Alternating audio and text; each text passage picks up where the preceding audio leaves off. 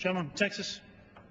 Mr. Speaker, I'd like to yield 2 minutes to the distinguished gentleman from California, Mr. Rohrabacher. Gentleman's recognized. I rise in support of the resolution. I think that the Chinese clique that dominates that country has not only mistreated its own people, because they are the worst kind of tyrants one can imagine, but they have also been treating the American people in a malicious way as well.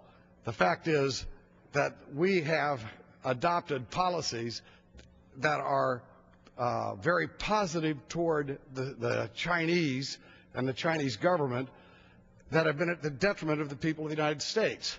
We have permitted a one-way free trade policy. We have permitted a lack of access to their markets while they have total access to our markets. We have put up with a wholesale theft of American technology. And yes, we have put up with the fact that they have manipulated their currency in a way that ensures the flow of wealth into their society as opposed to an equal relationship that would benefit both countries.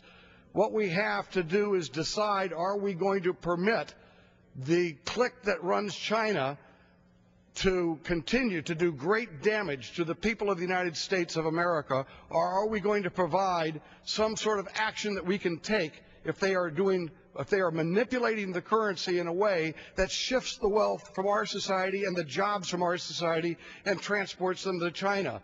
And let me note this, in a dictatorship like China, we're not talking about wealth that's raising the standard of living of their people. We're talking about wealth that in the end is manipulated and controlled by a clique of gangsters who are the worst human rights abusers in the world.